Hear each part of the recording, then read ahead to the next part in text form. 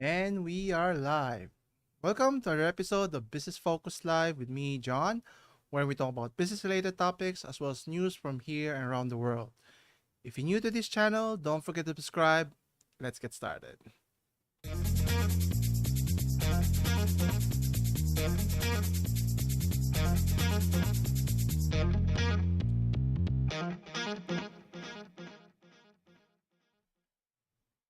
And we're back. Thank you again for joining me today. So today is September 16, 2022. You may notice I'm doing this recording a few hours early than our normal schedule, which is around 3 p.m. Philippine time. I have a personal matter I have to attend to later today, so I had to record this later, or I had to do this or skip the recording today. Anyway, so without further ado, we'll be talking about some interesting things that's been going on this past week or so.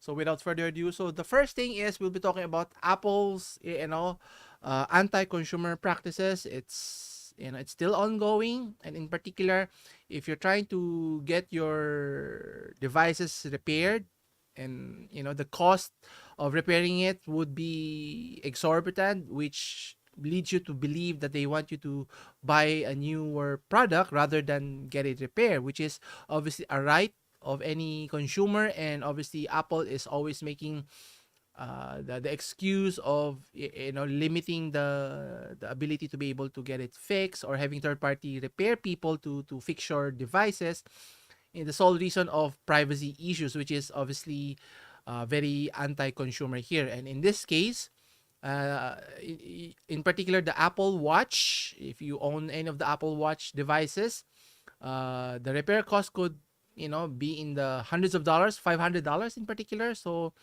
it won't make sense to get it repaired rather than replace it, which begs the question of waste that's going to be used if you're going, the logic of getting it repaired so that it could be in use for longer time, so that can be more beneficial for the environment. And yet, based on the strategy that Apple is implementing, obviously it's always contrary to what they're saying here.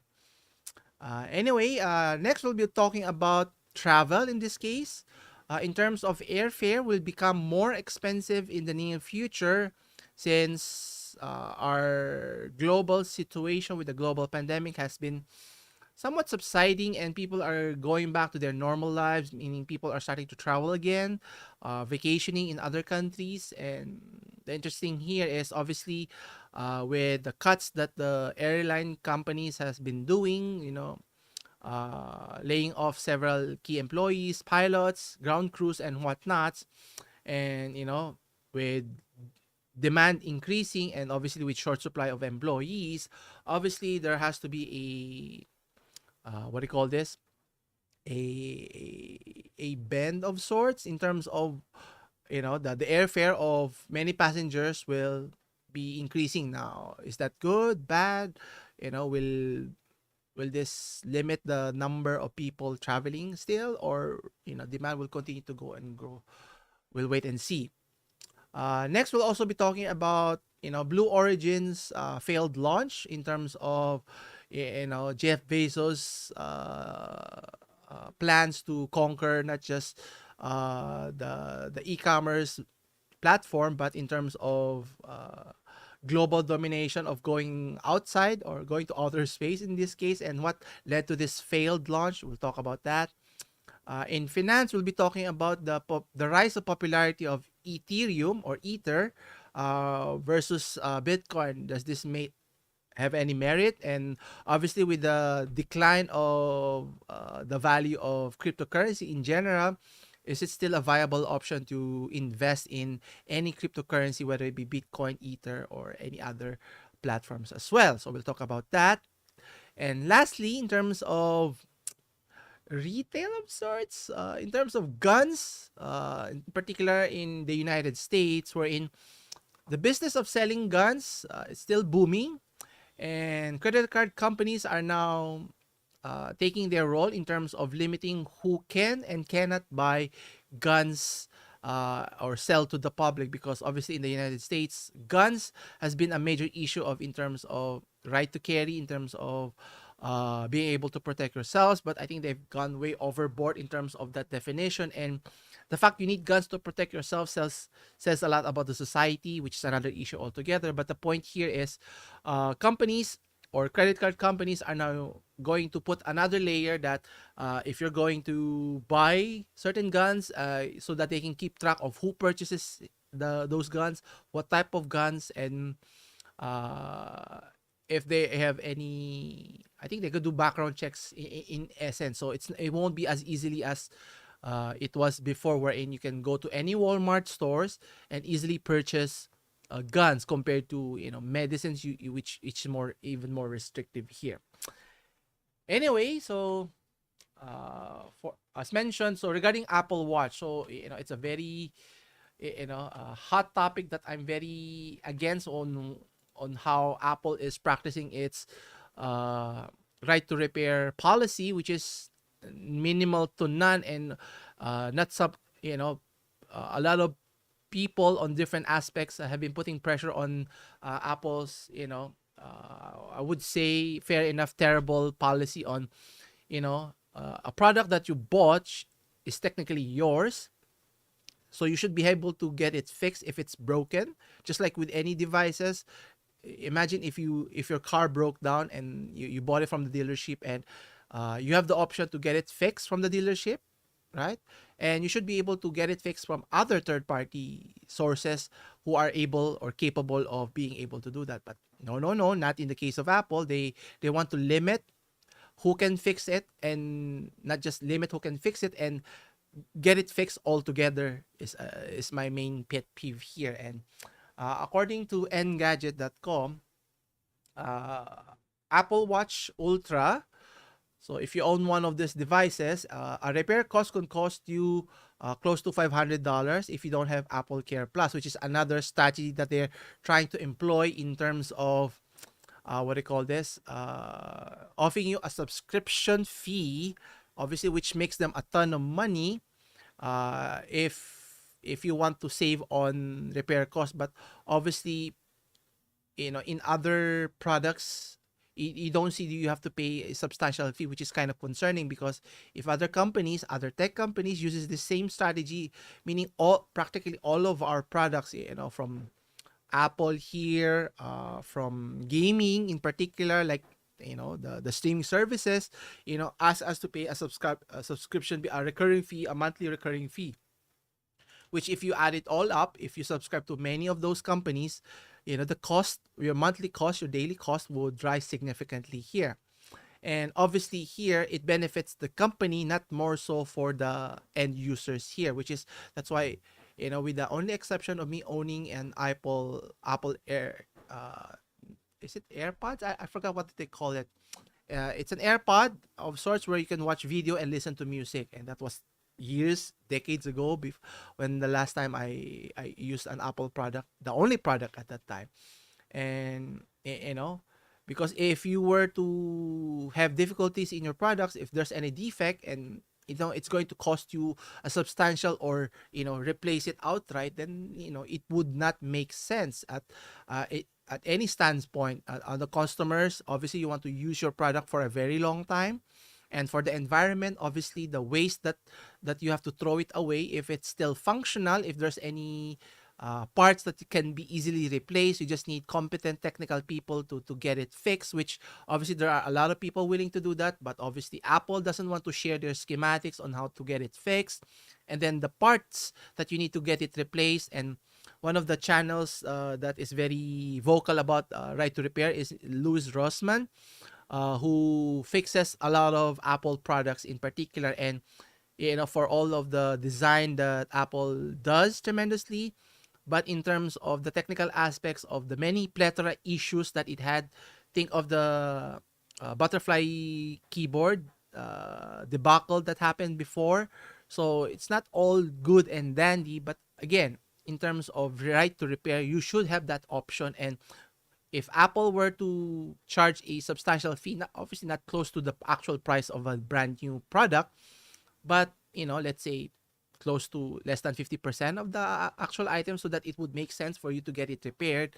And if Apple were to offer that, then Apple users, I think if I were an Apple user, would gladly pay that amount happily to get it fixed, so I can still use Apple products. And I think that's what how you take care of your core fan base of fan lovers or fan loyalists, if you want to call it that way, and not pissing them off. And obviously there's still a majority of Apple loyalists who will continue to subscribe to it. And obviously it depends on the user's feedback or the customers here. Anyway, it mentions here, if you decide to pick up the new high-end Apple Watch Ultra, it's a good idea to have Apple Care, which is obviously making them a ton of money so that they can earn without doing anything extra quick buck here. Because if you need to repair it, you can spend close to $500, which is not a small amount of money here. And obviously getting it fixed, not just through Apple, you should have that option also, because it practically in every other device that we have, whether it's appliances, cars, even your house, anyone could build it, and not necessarily those who build it has to fix it.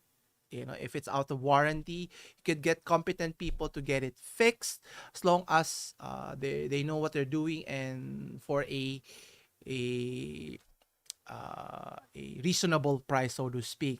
And in this case, if you were to look at this, depending on the model, Apple Watch repairs will cost between $300 to $400 without Apple Care, so which is pretty expensive. But take note, how much is the watch going to cost? It mentions here that Apple Watch SE repairs outside of Apple Care will cost $230. And then battery replacement alone for those models will cost around $80, as mentioned. Now, it mentions here that while the device certainly seems more rugged than other Apple Watch models, it's not immune to damage. And ponying up $100 for Apple Care coverage could prevent your wallet. But the fact that you have to pony up for Apple Care isn't warranty more than enough for your devices here, meaning it won't last that long. Then the device is not that reliable, if you think about it. Obviously, incorporating more technologies in your devices, there's a lot more complexities. There's a high likelihood of it. What do you call this? The high likelihood of breaking down much more often, which is more commonplace in our smartphones, laptops, and computers per se. That's why, in terms of watch per se, personally, I'd rather prefer own mechanical watches. And the fact is that other mechanical watch, let's say if you own a Seiko watch, a Rolex watch, it may not have the technology that Apple has, but the value of that watch tends to hold the value over time. That can be said the same also for the Apple Watch here. After you use it for several years, will the value still hold? Is it still a good purchase? Is it still a good investment, is what I'm saying here, which is obviously similar to our smartphone device that become obsolete, become I won't say extinct, but in terms of its value, it decreases every time by the time you start using it from day one all the way to the end. And obviously, as a consumer, obviously I'm always looking for better value, and all Apple could do something about it, but obviously it's their core strategy, main strategy of enticing consumers, not just the watch we're talking about, but their other products, so that you will buy more of their latest products here. Now, obviously that's going to make them a lot of money, but based on their narrative of playing the environmental card, doesn't really hold that much water, if you think about it. So until the consumers speaks up that they should give us that option of getting it repaired, and repair it at a decent price, I think, but not to the point that you have to spend entire brand new product for it to get repaired. So obviously it's their strategy is really intentional. It doesn't happen, it didn't happen by accident, is what I'm saying here. And then we'll see how that pans out for the company. And they've been doing this for several years, and until such point that the company or the consumers, rise up, so to speak, that's the only time where Apple will, take notice and do something about it. Anyway, shifting to travel, as mentioned earlier, airfare could, rise and become more expensive than what we are encountering, obviously, with pandemic, and still could be even more expensive in the next 5 years, according to CNBC.com. So let's take a closer look. So flights for the holidays will be the most expensive in the next 5 years. Fare tracker Hopper said. Strong demand, as mentioned, and limited capacity will keep fares aloft. And this means that obviously people are cooped out for so long, and obviously, we're not meant to be caged up for so long, and people traveling, visiting countries for vacation, families, and so forth. Even I and my family is considering traveling again, but considering the cost, the planning, the documentations needed to be able to travel in different parts of the world is a major concern. And obviously, with what happened during the pandemic, they had to shut down for quite some time, and costs are rising. They had to lay off several key employees in the major airline carriers. And I said at the time there is a significant blowback in terms of when the economy will rise again in terms of people, the vaccination, people getting vaccinated, more people getting vaccinated. So the herd immunity, people will be able to start traveling again. And this year is a good start that people are starting to travel, but obviously with limited personnel to be able to handle the flights. Obviously, you need pilots, you need crews to man those airplanes, and obviously, by now, those who were laid off are either working for a different company or working in different industries all together here.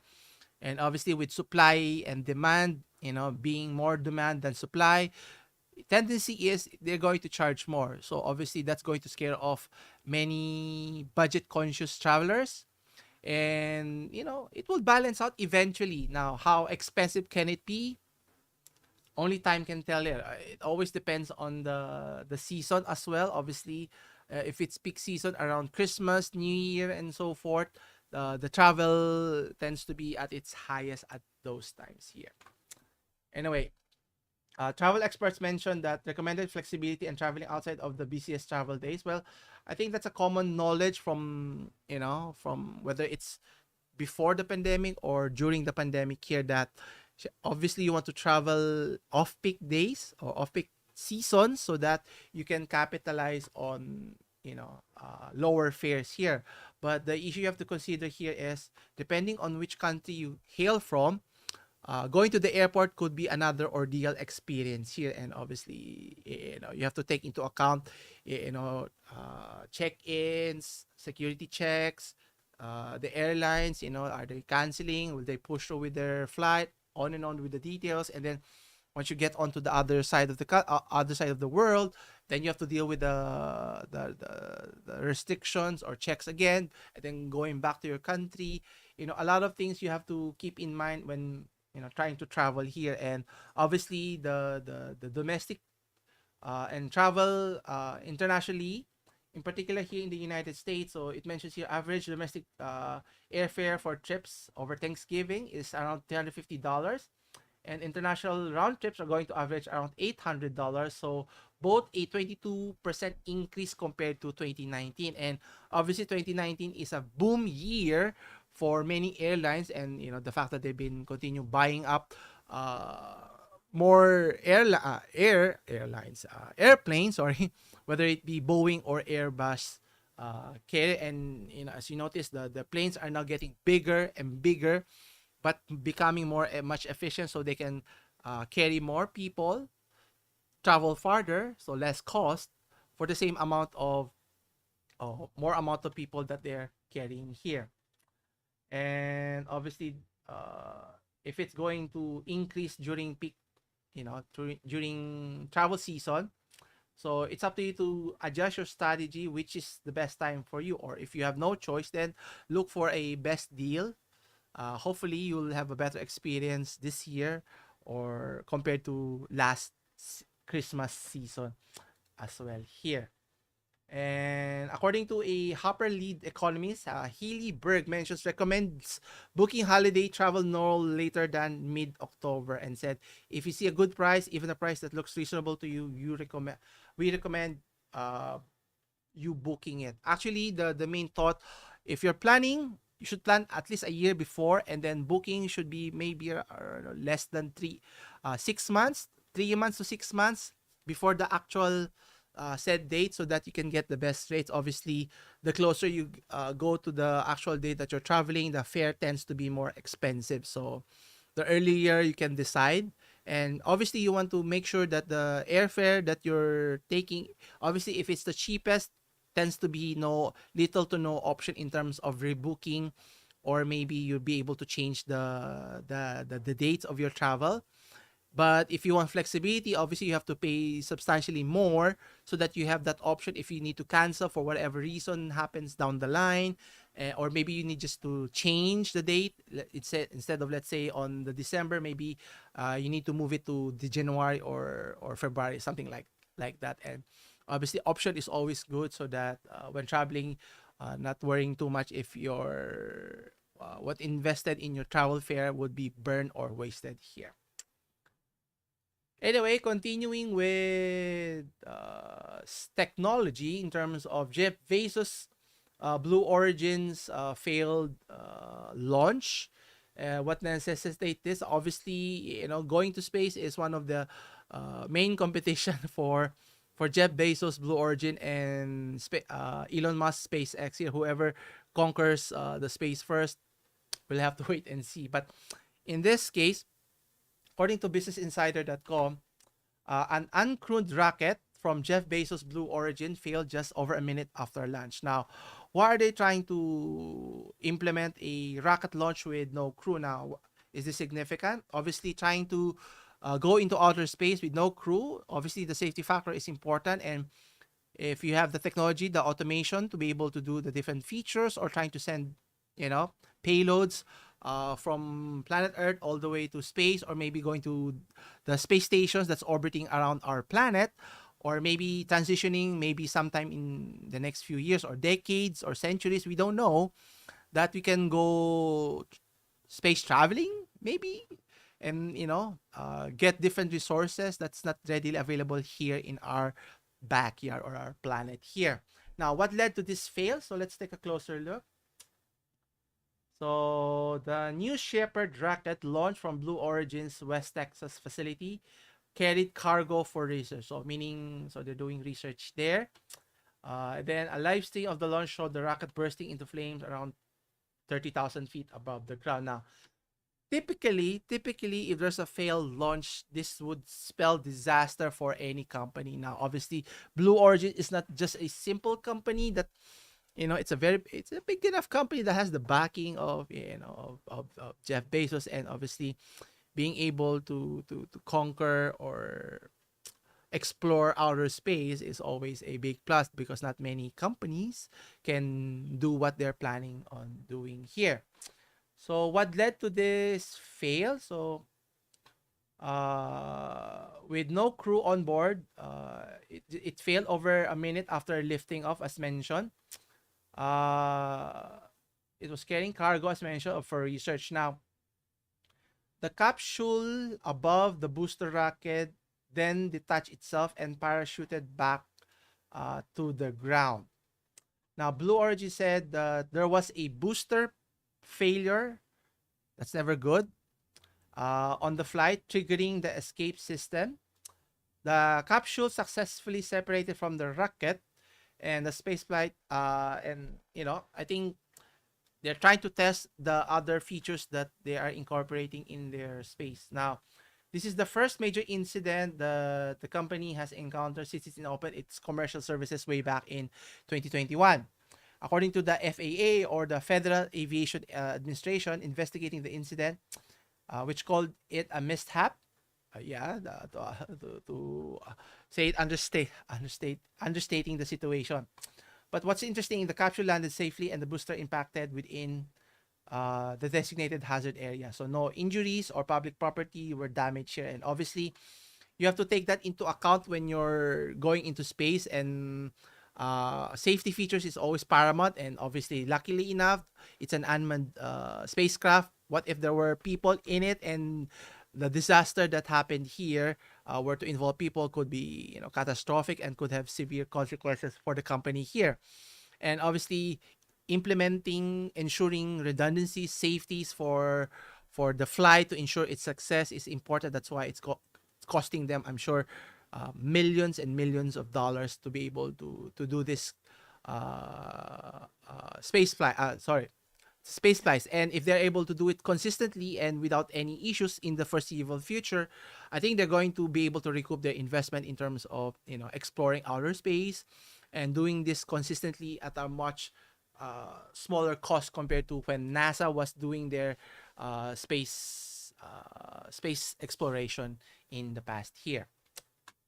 Uh, it mentions here, before the new Shepard vehicle can return to flight, FFA will determine whether any system, process, or procedure related to the mishap affected the public safety.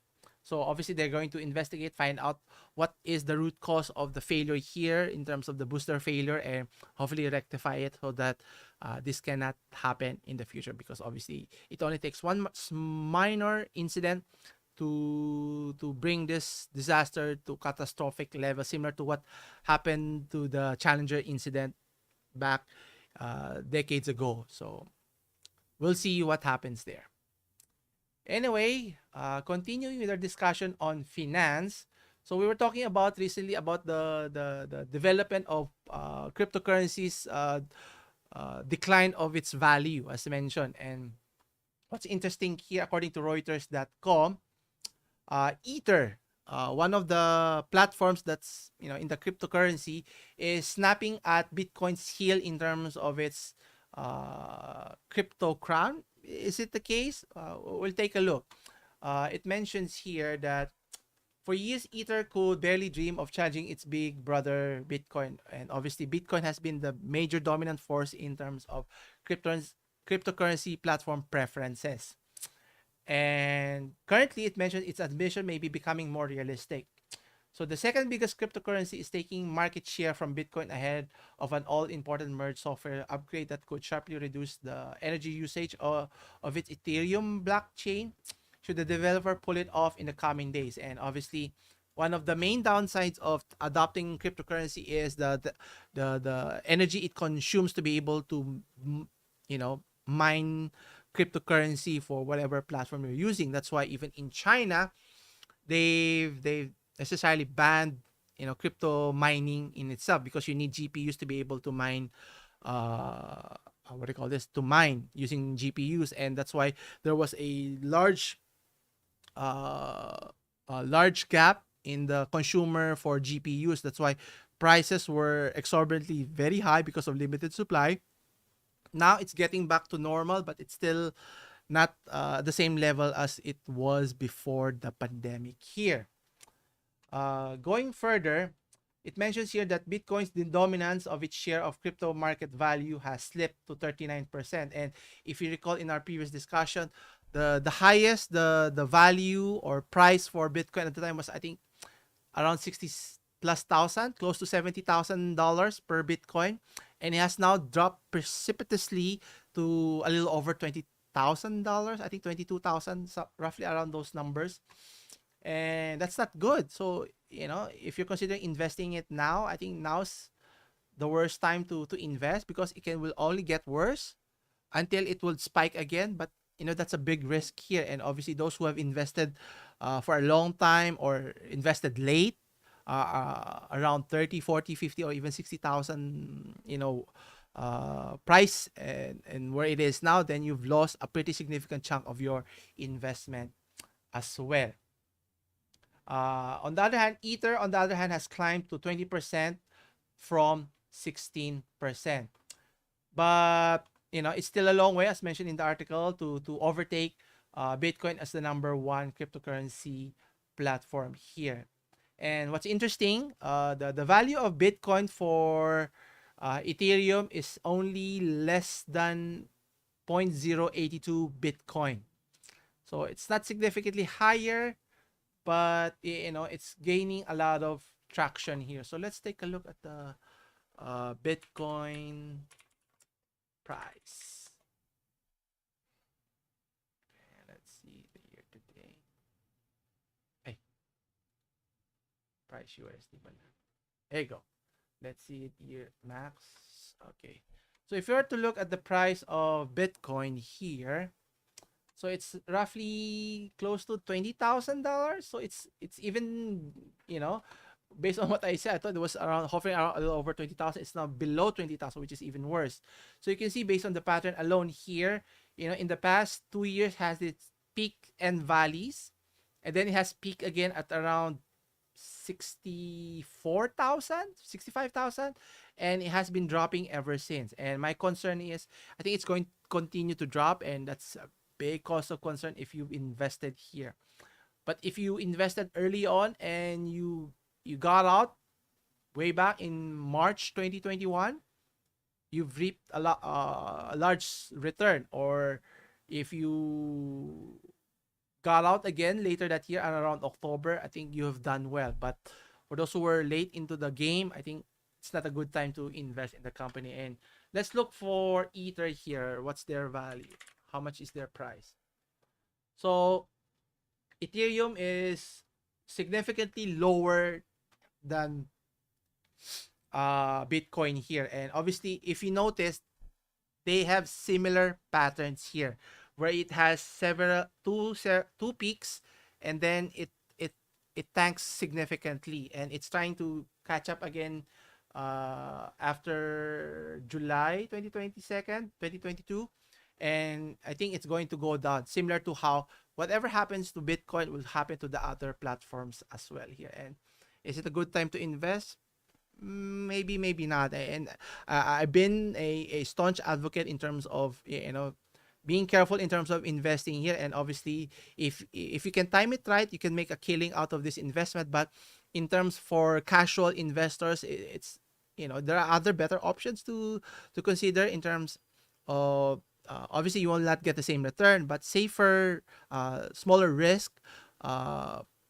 Average marginal returns compared to to cryptocurrency as a whole here. So at the end of the day, it's your choice. How much risk are you willing to take if you're planning on investing on cryptocurrency here?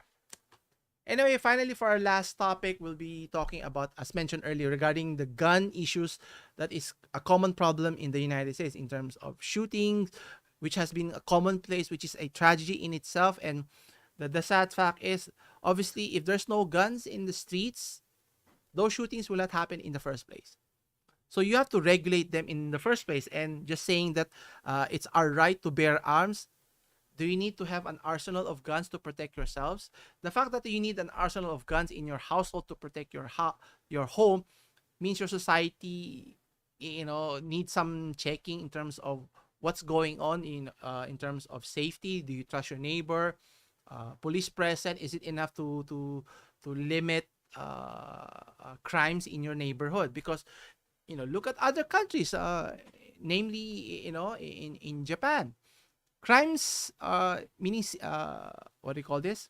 Severe crimes, where it involves death, murder, and so forth, is not as common there. Obviously, they have other problems in terms of society-wise, but in terms of gun issues, because there's no guns in the public, it's not accessible to the general public, and obviously they have different culture. Owning guns, I think it's allowed, but what type of guns and how many should be restricted here. And obviously, licensing it to those people should be vetted thoroughly. But obviously, the gun industry, they want to sell as many guns as possible to as many as people as possible, whether they're qualified or not. The fact that it's easily accessible, it's just like going to a convenience store where you can easily purchase a gun, compared to buying medicines. Has more restrictions there. Anyway, so in this case, in this article, according to CNBC.com, gun law advocates hail new credit card code as a way to cut down on suspicious sales. But again, it only takes one person to wreak havoc in terms of like the many mass shooting that's been occurring, that's been commonplace in the United States. Typically, those mass shootings, typically that person has a mental issue, and the fact that they are able to get a gun because of that said issue is a bigger issue in itself. And getting access should be more difficult so that those incidents can be avoided altogether here. And I don't know if this is enough to curb that issues, but it's better than nothing, as mentioned. So you have companies like Visa, Mastercard, and American Express will implement a new merchant category code for gun retailers. So what is this for? So obviously to keep track of those who make purchases. So there's a paper trail of sorts so that they would know who purchased it, when did they purchase it, if there are any issues for that individual. The International Organization for Standardization approved the code last week. Now, according to the NRA, which is the big gun advocate in the United States, or the National Rifle Association, is criticizing the move and says the code is a capitulation of anti-gun. Again, so you always have two sides in this: who are pro for guns, who are anti-gun. You know, if we want to have a safe community, I mean, having guns is not never always the case, because obviously if you're not properly trained on handling guns, right? Typically, police, military handles it, and it takes years to be able to get comfortable for it. Imagine common citizens owning a gun. Obviously, you have to practice learning how to use a gun. And if you're not careful, where do you place it in your home? And what if someone were to play with it, a kid or something? There's a lot of factors going against you if you own a gun here. And why not solve the societal issues? In my opinion, if you can make the society safer, meaning you don't have to worry about if people going to rob you, steal your steal anything in your home. In other some places, you've heard of places where they don't even lock their doors. That's how safe it is. So not necessarily, finding solutions that you think can benefit you in the short run. Even in many instances, people who own guns tend to have more gun accidents at home because of improper care, improper use of guns in this case. So it causes a lot more problem necessary than it solves intentionally. But for the pro gun, the NRA, as mentioned, obviously it's in their best interest to continue to have guns in public, access to the public, because like in the United States, they earn a lot. It's a big industry. It's a $1 trillion industry. So obviously it behooves them to be able to continue them. But obviously there has to be a threshold that you're willing to take, in terms of, yes, you want to make you want to be safe, but there are better ways to keep yourself safe. Obviously, being in a community, knowing who your neighbors are, ensuring that if there's someone new you don't know, you want to get to know them, and assimilate them, so that you can make feel safe. Because if you don't know who your neighbors are, you never feel safe at your own home here. Now, whether that makes sense to the majority, obviously this is my opinion here. And what's interesting, there are gun law advocates, as mentioned, praising the decision to adopt new sales code. But again, it's only a small process to be able to keep track of the purchases, but it's not the ultimate solution that would inevitably ensure the safety of every individual everywhere in different parts. And obviously in other countries, they've made drastic measures to curb out gun violence in per se. So I don't know, maybe the United States can look at in other countries in terms of how they approach this issue here. But in the case, as mentioned, according to the NRA, the move is nothing more than a capitulation of anti-gun politicians, as mentioned. So they're always using the rights, and saying that it's eroding the rights of law-abiding citizens or Americans, one transaction at a time.